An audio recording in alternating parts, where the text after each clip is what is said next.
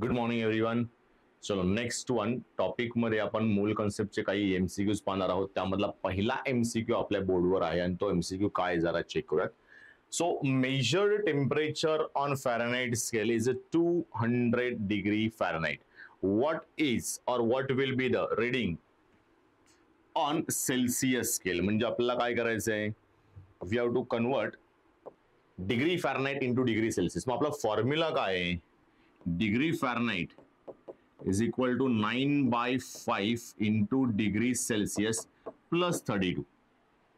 मग जर का याला आपण पलीकडच्या बाजूला 32 प्लस आहे ते इकडे काय आणतील, degree Fahrenheit minus 32 is equal to 9/5 into degree Celsius. म्हणजे याला मला सबट्रॅक्ट करावं लागेल. सबट्रॅक्ट केल्यानंतर 200 minus 32 is equal to 9/5 into degree Celsius येईल. मग आता जर का याच्यामुळे 32 सबट्रॅक्ट केले तर हा आला 168 is equal to 9/5 into degree Celsius. आता डिग्री सेल्सियसला 9/5 मल्टिप्लाइड बाय ते इकडे काय होतील, डिवाइड बाय होतील. म्हणजे इकडे 5 जो डिवाइड बाय तो इकडे नंतर multiplied by 168 into 5 divide by हे 9 खाली येतील आणि हा झाला आपला डिग्री सेल्सियस. याचा आन्सर जर काढला आपण तर हे येतं 93.33 डिग्री सेल्सियस.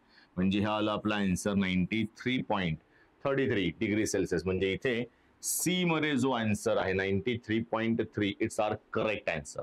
ओके, सो हा झाला फर्स्ट वन एमसीक्यू चा आन्सर. देन सेकंड वन अतिशय सिंपल आहे, फारसं काही लॉजिक वापरायची गरज नाहीये. इझिली ज्याला फॉर्म्युला माहितीये तो इझिली सॉल्व्ह करू शकतो. So here we prepare one solution. So what will be the molarity? म्हणजे ते सोल्युशन जे आपण प्रिपेअर केले त्या सोल्युशनचं मला कॉन्सन्ट्रेशन काढायचंय इन टर्म्स ऑफ मोलॅरिटी. तर काय केलंय सोल्युशन मध्ये, which contains 5.85 gram of NaCl per 50 not 50 500 ml of a solution. म्हणजे आपला फॉर्म्युला काय आहे मोलॅरिटीचा, number of moles of solute divide by volume of solution in liter. म्हणजे आता इथे number of moles of solute जे ते काढण्यासाठी आपला फॉर्म्युला असतो W2 divide by M2. So weight divide by molecular mass, weight divide by molecular mass into volume in litre. Okay, so आता आपल्याकडे वेट किती दिलंय, weight we have 5.85 divide by NaCl चं वेट किती असतं, NaCl चं मोलार मास जे आहे ते 58.5 आहे इनटू वॉल्यूम इन लिटर. आता जो वर वॉल्यूम दिलाय तो आहे आपला 500 ml. 500 ml म्हणजे अर्धा लिटर. ओके, म्हणजे इथे किती येईल 0.5. ओके, त्यानंतर जर याने याला डिवाइड केलं तर 1 आणि खाली येतील 10, म्हणजे 10 इंटू 0.5 करावं लागेल. 10 इंटू 0.5 मीन्स 1/5 आणि 1/5 चा आन्सर असतं 0.2 मोलार. मग इथे 0.2 मोलार या सी मध्ये आपल्याकडे आहे. सो सेकंड एमसीक्यू चा आन्सर जे आहे ते येईल आपलं 0.2 मोलार. ओके, मग आता हे सॉल्व्ह करण्यासाठी सगळ्यात महत्वाची गोष्ट काय माहिती असलं पाहिजे, तर त्या न्यूमरिकल साठी वापरण्यात येणारा फॉर्म्युला. कारण तो फॉर्म्युला जो आहे तो जोपर्यंत येत नाहीये तोपर्यंत आपल्याला त्या फॉर्म्युल्याबद्दल माहिती नसल्यामुळे एक्झॅक्ट आन्सर पर्यंत पोहोचताच येणार नाही. ओके, सो हा झाला सेकंड एमसीक्यू चा final answer. Then again we have similar type of question ज्याच्यामध्ये सोल्युशन आपण तयार करणार आहे. त्या सोल्युशनची पुन्हा एकदा काय करायची, आपल्याला मोलॅरिटी म्हणजे पुन्हा एकदा फॉर्म्युला वापरावा लागेल. बट इथे जरा छोटासा चेंज आहे की जर का 500 ml 5 molar solution diluted to 1500 ml, म्हणजे आपण एका सोल्युशनला डायल्यूट करून दुसरं सोल्युशन बनवतोय. म्हणजे फक्त कॉन्सन्ट्रेशन मध्ये चेंज होणार आहे, बाकी काही चेंज होणार नाही. मग यासाठी फॉर्म्युला काय असतो, यासाठी फॉर्म्युला असतो आपल्याकडे M1 V1 is equal to M2V2. म्हणजे एका सोल्युशनला दुसऱ्या सोल्युशन बरोबर कम्पेअर करणे. मग आता याला जर का सोल्युशन 1 नाव दिलं आणि हे आहे आपलं solution 2 means what the after dilution जे सोल्युशन प्रिपेअर झाले तो, तर M1V1 जे आहे फॉर एक्झाम्पल आपल्याकडे M1 जो आहे इट्स व्हॉट 5 मोलार. त्यानंतर व्हॉल्यूम याचा जो आहे तो 500 ml आहे. इज इक्वल टू M2 जो आहे तो आपल्याला फाइंड आउट करायचा आहे आणि याचा व्हॉल्यूम दिलाय 1500 ml. म्हणजे मला M2 काढण्यासाठी फक्त 1500 ला इकडे शिफ्ट करायचंय. So 5 molar into 500 divide by 1500 म्हणजे इथे 0000 कट झाले. 5 1s are 5, 5 3s are 15 म्हणजे 5/3 हे आन्सर आलं. 5/3 ला जर का आपण टोटल कॅल्क्युलेट केलं तर हे असं आन्सर येईल M2 इज इक्वल टू 1. आता उरले 2 म्हणजे 2 जर का उरले तर 2 वर घेतला आपण 0, इथे दिला आपण पॉइंट. 6 3s are 18 म्हणजे इथे येईल 6. पुन्हा 2 उरले 6 3s are 18 म्हणजे 1.66 मोलार येईल याचा answer. So we have option 2 as 1.66. ओके, म्हणजे याच्यासाठी सुद्धा कोणता फॉर्म्युला यूज करायचा आहे हे माहिती असणं गरजेचं आहे. जर फॉर्म्युला माहित नसेल तर मला ते फॉर्म्युला नसेल माहिती तर तो सोल्युशन मला एक्झॅक्ट काढता येणार नाही. So formula is a must. Formula माहित असणं फार गरजेचं आहे. चलो नेक्स्ट वन, थर्ड क्वेश्चन कडे जाऊयात. Now next question is what the number of moles, not moles, number of atoms present in 1 mole of an element is equal to the Avogadro's number. Which of the following element contains the greatest number of moles, not moles, atoms? म्हणजे कोणत्या element मध्ये जास्तीत जास्त atoms असतील असं आपल्याला काढायचं. Avogadro number बद्दलची आपल्याला इन्फॉर्मेशन आहे की कोणत्याही एलिमेंटचा 1 मोल म्हणजे किती ॲव्होगॅड्रोस नंबर. मग 1 मोल ॲव्होगॅड्रोस नंबर मध्ये कन्वर्ट करण्यासाठी फक्त मी 1 ला 6.022 इंटू 10⁻23 ने मल्टिप्लाय करणार आहे आणि ॲव्होगॅड्रोस नंबरचा तो आपला फॉर्म्युला यूज करून याच्यामध्ये कोणत्या केसमध्ये मॅक्सिमम नंबर ऑफ ॲटम्स असतील हे काढण्यासाठी म्हणजे मला त्या मोल पर्यंत पोहोचणं गरजेचं आहे. मोल माहित पडले की मोलला मल्टिप्लाय करायचं ॲव्होगॅड्रोस नंबरनी, नंबर ऑफ ॲटम्स मिळून जातील. सो फर्स्ट वन, मोल्स कसे काढायचे. मोल्स काढण्यासाठी आपल्याकडे फॉर्म्युला एकदम सिंपल आहे. Number of moles is equal to W/M. Means what, given mass divide by atomic mass. Okay, मग आता फर्स्ट वन जो आहे तो हिलियम आहे. हिलियमचं 4 डिवाइड बाय 4 म्हणजे हा येईल 1 मोल. हा झाला पहिल्या ऑप्शनचा मोल. दुसऱ्या ऑप्शन मध्ये 46 ग्रॅम ऑफ सोडियम आहे. सोडियमचा ॲटॉमिक मास असतो 23 म्हणजे हे आले 2 मोल. थर्ड वन 0.40 ग्रॅम आहे सी मध्ये, याचा मास आहे 40 म्हणजे हा आला 0.1. ओके, त्यानंतर not 0.1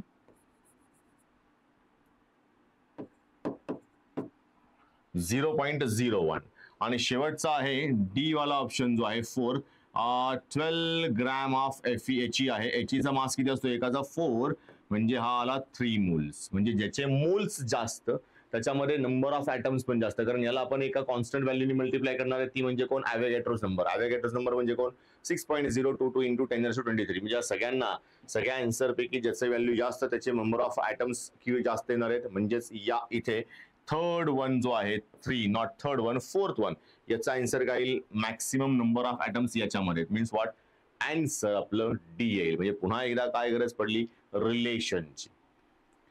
next one, the concentration of glucose. आता इथे छोटासा एक प्रिंटिंग मिस्टेक आहे, याचा C6H12O6 हे बाहेर आलेले. सो हे कॅन्सल केले आपण आतमध्ये टाकले, कारण ग्लुकोजचा मॉलिक्युलर फॉर्म्युला कोण आहे, C6H12O6. In blood is 0.9 gram per litre. म्हणजे एका लिटर ब्लड मध्ये 0.9 ग्रॅम ही ग्लुकोजची लेवल असते. So what will be the molarity of glucose in blood. म्हणजे आपल्याला काय फाइंड आउट करायचं, पुन्हा एकदा मोलॅरिटी.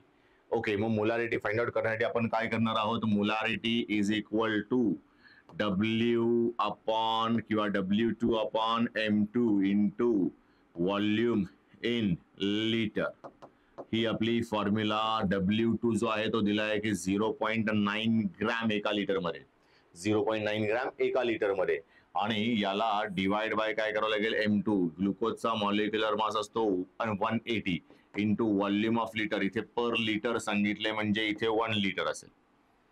ओके, सो इथे आपण या 9 ला जरा चेंज करून घेऊ. 9 इंटू 10⁻⁻1 करून घेतला, डिवाइड बाय 180 ठेवला. 9 2s are 180 म्हणजेच 18, तर इथे आले 20. So it's what 1/20 into 10⁻⁻1. 1/20 म्हणजे किती येईल, 0.05 into 10⁻⁻1, that is equal to 0.005 molar. Okay, so हे आलं आपलं फायनल आन्सर. 0.005 मोलार जे आहे ते सी मध्ये आन्सर आहे. Okay, so it's what is 0.005 molar. Then next one, what will be the molarity of the solution containing 18.25 gram of HCl in 500 gram of water? So what we have to find out, molality. So molality चा formula जो आहे तो जरासा change आहे. Molarity आणि molality याच्यामध्ये काय फरक आहे तो नीट पाहूयात. सो मोलॅलिटी म्हणजे काय, molality means small m is equal to number of moles of a solute divided by mass of solvent in kilogram.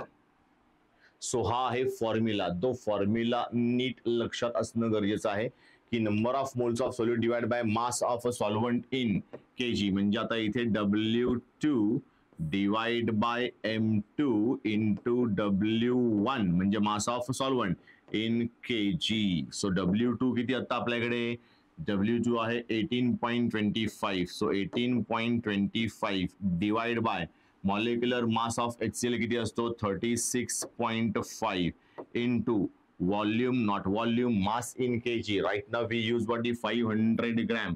500 gram म्हणजे किती, हाफ केजी. हाफ केजी म्हणजे किती, 0.5 kg.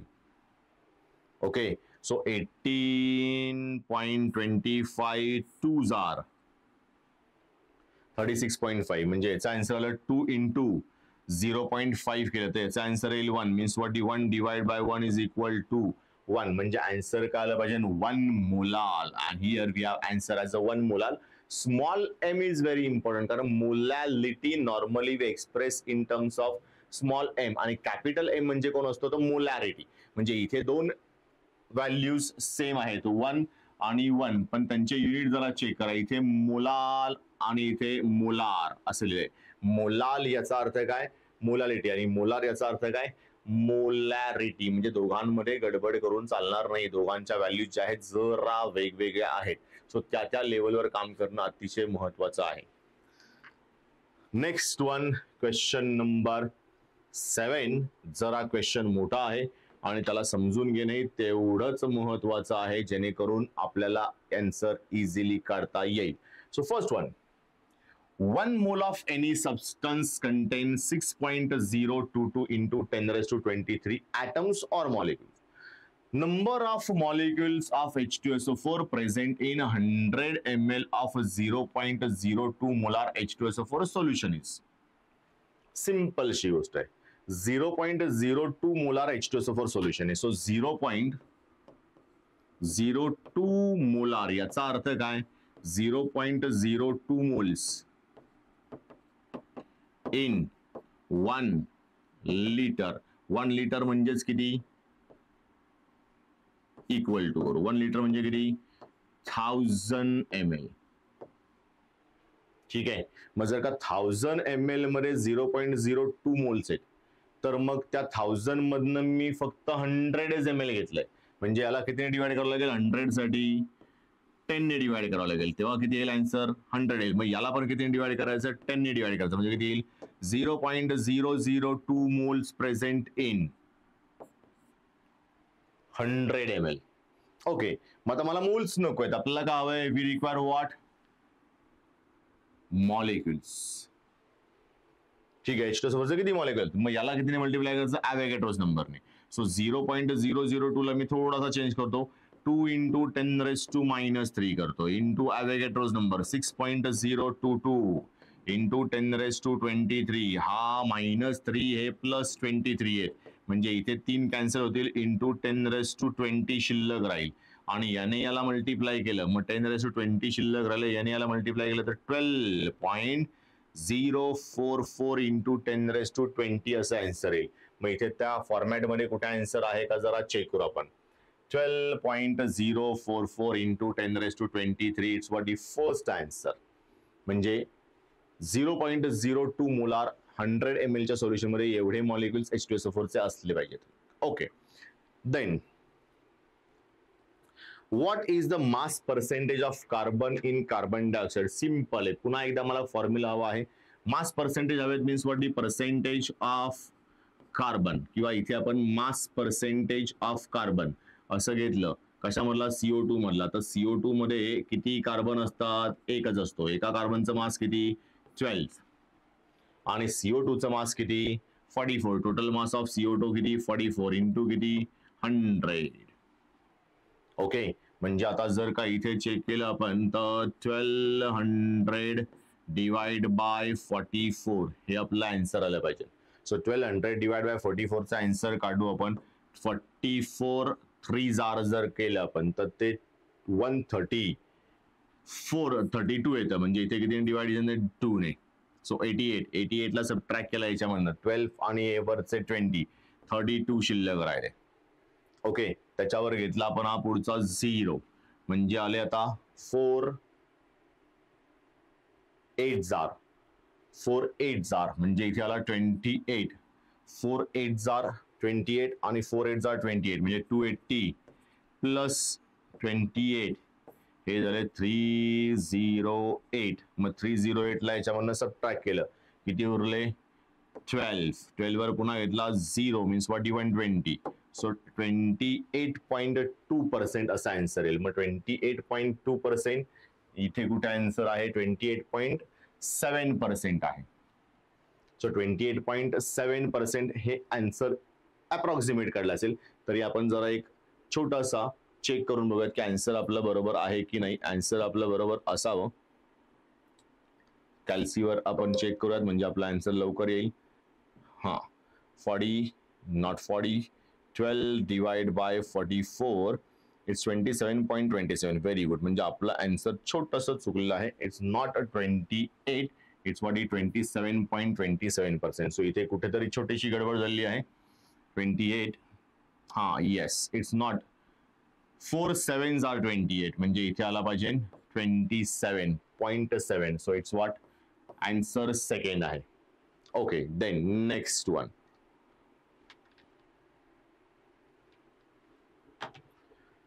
Then the empirical formula and molecular mass of compounds are CHO2. Okay, तो छोटासा change आहे. हा O2 इथे नसला पाहिजे, हा CH2O असा असला पाहिजे. And 180 respectively what will be the molecular formula of compound. So we have empirical formula. So आपल्याकडे एक फॉर्म्युला आहे. Molecular formula is equal to N into empirical formula. So formula असा आहे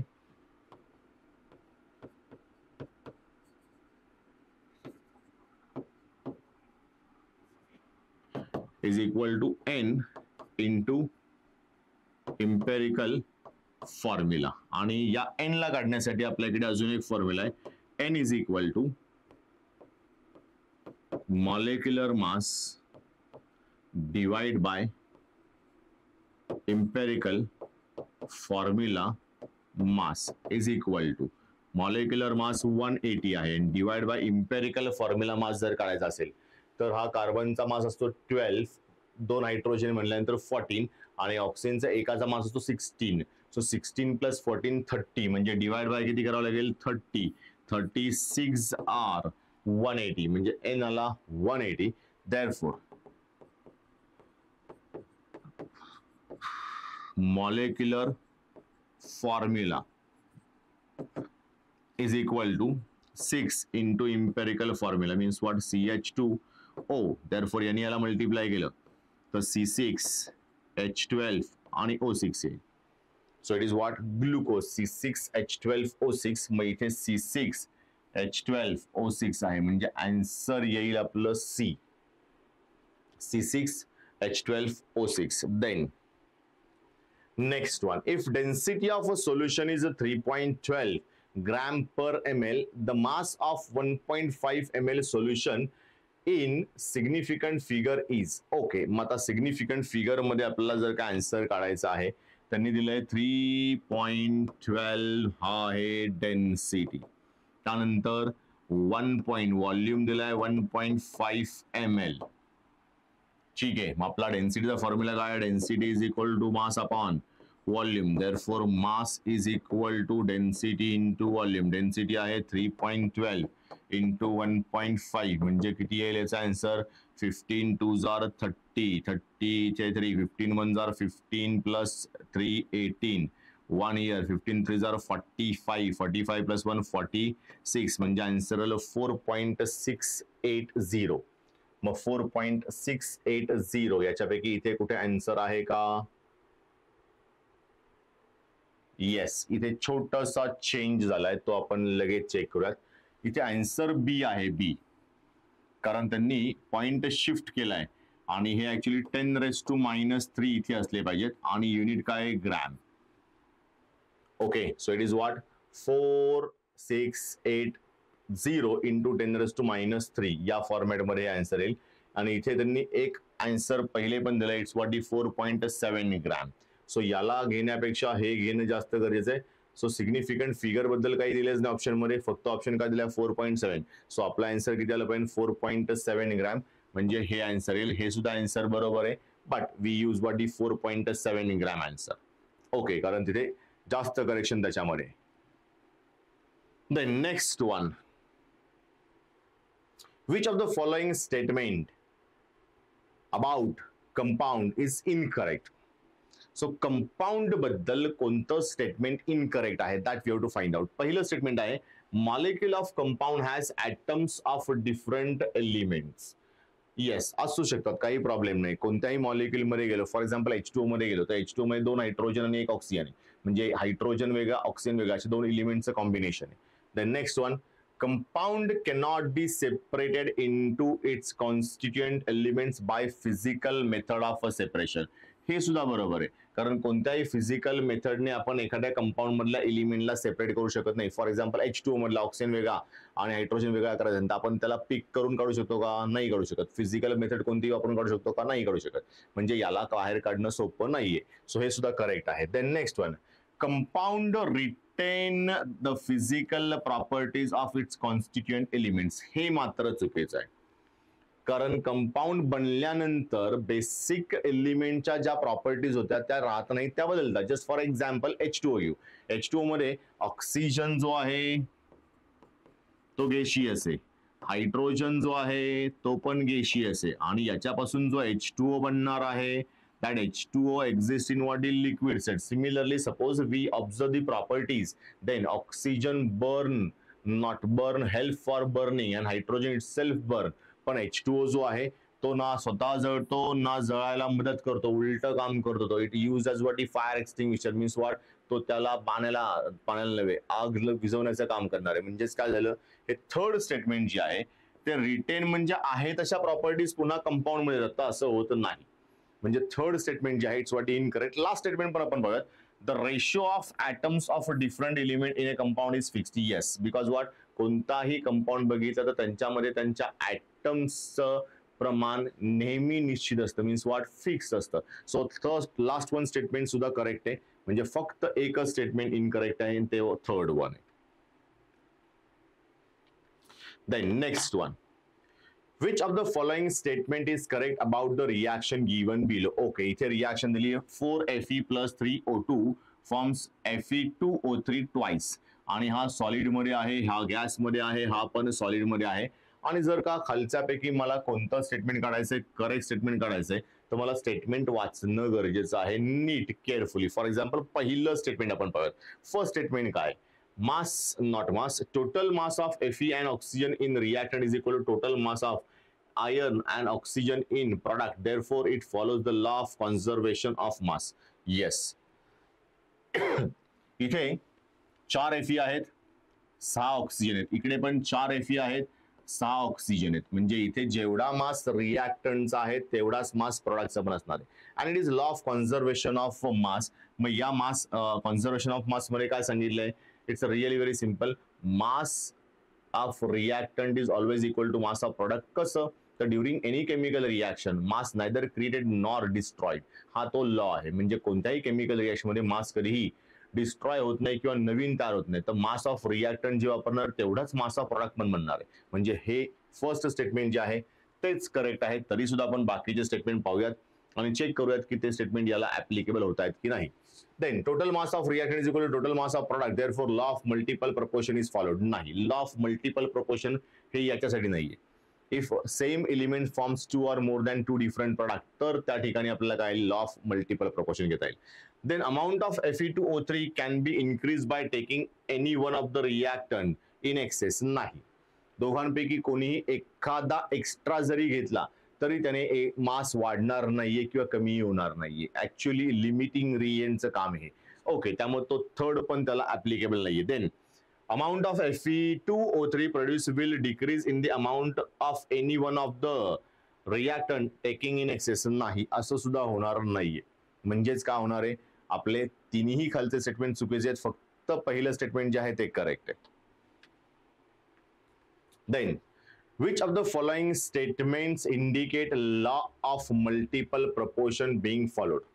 लॉ ऑफ मल्टिपल प्रपोर्शन म्हणजेच काय हे अगोदर आपल्याला माहिती असलं पाहिजे की single element forms 2 or more than 2 compounds आणि मग त्याच्यामध्ये same mass of first substance combine with different mass of second substance. पण त्यांचं जर का मास जर का चेक केला आपण तर त्यांचे मास जे आहे त्यांचा रेशो जो असेल तो फिक्स असेल.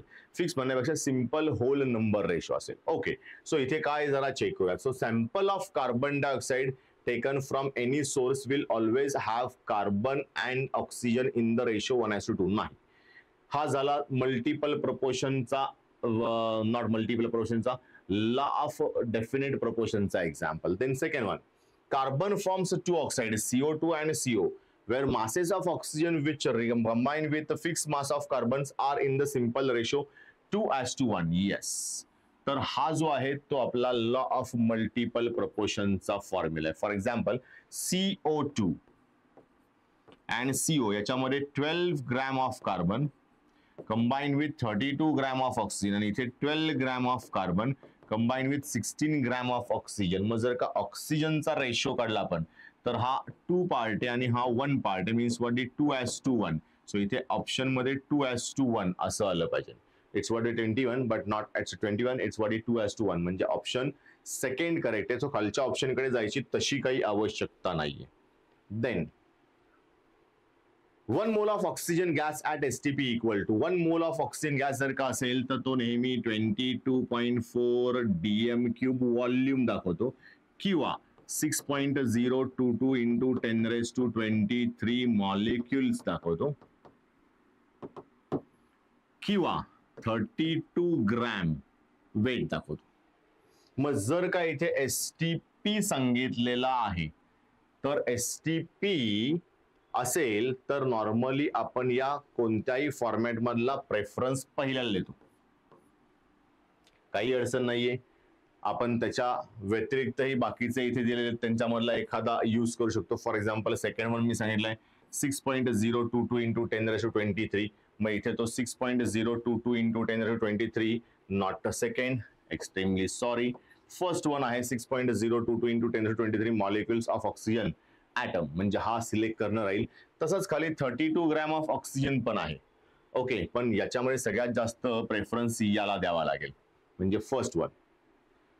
Then which of the following pairs have the same number of atoms? Same number of atoms करण्यासाठी मला त्यांच्यामध्ये नंबर ऑफ मोल्स आणि ॲटॉमिसिटी चेक करावी लागेल. फॉर एक्झाम्पल पहिला 16 ग्रॅम ऑफ O2. 16 ग्रॅम म्हणजे किती? Half mole. हाफ मोल म्हणजे किती? मॉलिक्युल्स अर्धा मोल आहे. एका मॉलिक्युल मध्ये 2 ॲटम आहेत म्हणजे किती झाला? 1 मोल. म्हणजे इथे झाला 6.022 into 10⁻23 ॲटम्स आणि 4 ग्रॅम ऑफ H. पण 4 gram of H not H2. तर इथे H2चं मास असतं 2 into 2 केल्यानंतर 4 येईल म्हणजे 2 मोल्स येतील. 2 मोल म्हणजे किती झाले? 6.022 इंटू 10⁻23 ला मल्टिप्लाय करावं लागेल मला 4 ने, तर इथे तो इक्वल येणार नाहीये. Then 16 gram of O2 and 44 gram of CO2.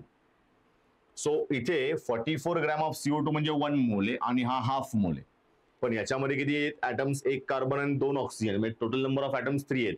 So 3 moles of atoms इथे येतील. आणि इकडे 16 ग्रॅम म्हणजे किती, हाफ मोल, बट O2 आहे ना, म्हणजे त्याला 2 ने मल्टिप्लाय करेन. So half into 2 is equal to what, 1 mole, and 1 mole of atoms येतील, तो येणार नाही. Then 28 gram of N2 and 32 gram of O2 both contain वरती 1 मोल. दोघेही कसे आहेत, डायटॉमिक आहेत, म्हणजे याच्यामध्ये 1 मोल आहे, याच्यामध्येही 1 मोल आहे. सो आन्सर येईल सी, कारण दोघांमध्ये 1 मोल आणि याचा सुद्धा किती 1 मोल मॉलिक्युल्स, आणि याच्यामध्ये किती ॲटम्स आहेत 2, याच्यामध्ये पण किती ॲटम्स आहेत 2, म्हणजे नंबर ऑफ मोल्सला मल्टिप्लाय केलं 2 ने तर किती आले 2 मोल्स ऑफ ॲटम्स. इथे पण 2 मोल्स ऑफ ॲटम्स, म्हणजे आन्सर किती येईल 2 मोल्स 2 मोल्स, म्हणजे आन्सर आलं आपलं third one. Then next one इकडे आपण, which of the following solution have same concentration. मग आता ज्याच्यामध्ये same number of moles in same volume असेल ते कॉन्सन्ट्रेशन काय असेल, same number of moles in same volume, same number of moles in same volume. Okay, मग जरा check करूयात. 20 इथे 200 200 100 आणि 200 दिलंय, या इथे जरा चेक करूयात. याला 20 100 मधनं 200 मध्ये कन्वर्ट करायला काही फारसं लागणार नाही. So 20 gram of NaOH, 20 gram म्हणजे किती 0.5 मोल. ओके, त्यानंतर इथे 0.5 मोल ऑफ KCl दिलाय. त्यानंतर इथे 40 ग्रॅम ऑफ NaOH दिलाय. 40 ग्रॅम म्हणजे किती 1 मोल, आणि 20 gram of KOH in 20 gram म्हणजे पण किती आला 0.5, बिकॉज वॉट KOH चा मास वेगळा आहे. 39 प्लस 39 प्लस 1 प्लस 16 म्हणजे आला 40, 56. सो 56 इज इक्वल टू 1 मोल, तर हा येणार नाही 0.5 मोल, हा कमी येईल, म्हणजे आन्सर येईल फर्स्ट आणि second. So first and second जो आहे have same concentrations. First and second have same concentrations. So first and second मध्ये concentration का असेल same. Then 16 gram of oxygen has the same number of molecules as 16 gram oxygen म्हणजे किती 16 gram is equal to 0.5 moles, म्हणजे अर्धा मोल. तर याच्यामध्ये किती मॉलिक्युल असतील 0.5 इंटू ॲव्होगॅड्रोज नंबर म्हणजे Na 6.022 इंटू 10⁻23. तर आता बाकीच्यांकडे किती मोल्स आहेत जरा चेक करू. ज्याच्याकडे 5 मोल्स असतील 0.5 मोल ते सेम नंबर मध्ये येतील. For example 16 gram of CO चा मास किती असतो 28, आणि 28च्या हे अर्ध नाहीये. त्यानंतर N2 चा मास किती आहे 28 किती झाला 1 मोल.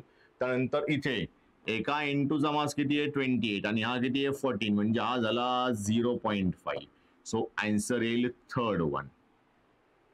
ओके, थर्ड वन मध्ये सेम नंबर ऑफ मॉलिक्युल्स असतील. आणि फोर्थ वनचा पण जरा चेक करून घेऊ. या H2 चा मास किती असतो 2, याचा मास किती आहे 1, म्हणजे हा पण किती आहे 0.5, म्हणजे दोन्ही आन्सर येतील शेवटचे C किंवा D, because what both content same number of molecules as 16 gram of oxygen, म्हणजे दोघांमध्येही सेम येतील. सो 14 पण बरोबर आहे आणि 1 पण बरोबर आहे, काहीच प्रॉब्लेम नाहीये. दोघांपैकी कोणताही एक चूज करू शकतो आपण. So here we have a question with what D 2 correct answer. Then next one, which of the following term is are unitless. मग कोणाला युनिट नसतं तर युनिट मोलॅरिटीला आहे. याला सुद्धा आपण यूज करतो ऍज अ पर्सेंट युनिट. मग इथे काय झालं मोल फ्रॅक्शनला काही युनिट नाही, because what number of moles of solute divide by total number of moles of solvent, म्हणजे मोल्स करतात कॅन्सल. सो मोल फ्रॅक्शनला युनिट नसतं. Then 19th one of the following statement or one of the statement of Dalton's atomic theory is given below. Compounds are formed when atoms of different element combine in fixed ratio which of the following law is not related with the statement or to the statement. मग कोणतं statement खालचं जे आहे ते त्याला related नाहीये. First one, law of conservation of mass, law of definite proportion, law of multiple proportion आणि ॲव्होगॅड्रोज law. यापैकी कोणता स्टेटमेंटला नाही यूज होणारा लॉ आहे तो जरा चेक करूयात. Law of definite proportion it's only for वर्टी कंपाऊंड, त्यात काही वादच नाहीये. लॉ ऑफ मल्टिपल प्रपोर्शन मध्ये सुद्धा काय होणार आहे, same element if combined with two or more than two different types of element, not two or more than two different types of element, forms two or more than two different compounds. तर त्याच्यामधला एक एलिमेंटचा mass same राहतो आणि दुसऱ्या एलिमेंटचा मास काय होतो, change होतो. Okay, म्हणजे इथे तो लॉ ऑफ कन्झर्वेशन ऑफ मासला लॉ ऑफ मल्टिपल प्रपोर्शनला चेक करावं लागेल. Compounds are formed when atoms of different elements combine in fixed ratio. So fixed ratio साठी लॉ ऑफ, ठीक आहे, एक छोटासा मिस्टेक झालेला, आपण जरा चेंज करूयात. So which of the following law is related असं करूयात आपण, म्हणजे तो आन्सर आपल्याला इझिली मिळेल. Related to this statement, so it is law of definite proportion. कारण बाकीचे लॉ जे त्याच्यामध्ये गडबड होऊ शकते, त्यापेक्षा हा जो आहे तो एकदम करेक्ट आहे. So it's what the law of definite proportion. तो नॉट जो आहे तो चुकून आलेला असावा. And last question, today's last question. 27 gram of aluminium, atomic mass आहे 27 म्यू, will react with oxygen equal to. मग आपल्याकडे फॉर्म्युला काय आहे, aluminium react with oxygen to form Al2O3. म्हणजे मी एक अल्युमिनियम नाही घेऊ शकत, किती लागणार आपल्याला, 2. So twice aluminium react with 1.5 O2. 1.5 म्हणजे किती, 1.5 × 2 3. मग इथे एका अल्युमिनियमचं वजन किती आहे, 27 इंटू किती करावं लागेल, 2, म्हणजे किती आला, 54. एका ऑक्सिजनचा मास किती असतं, 32. मग दीड ऑक्सिजनचा मास किती येईल, 48. So 54 gram react with 48 gram. So right now we have what, 27 gram. So याच्या अर्धा घ्यावा लागेल. सो 48 चा अर्धा किती येईल, 24 gram. So 24 gram of oxygen react with 27 gram of aluminum. So we have 24 as what the first option. Okay, so 20 questions आपण solve केलेत, लॉजिकली सॉल्व्ह केलेत. जरा नीट पाहून घ्या, म्हणजे एक्झॅक्ट लक्ष देईल तुम्हाला कशा प्रकारे आपण सॉल्व्ह केलं. ओके, सो आज आपण इकडे थांबूयात आणि नेक्स्ट लेक्चरला बाकीचे MCQs घेऊयात.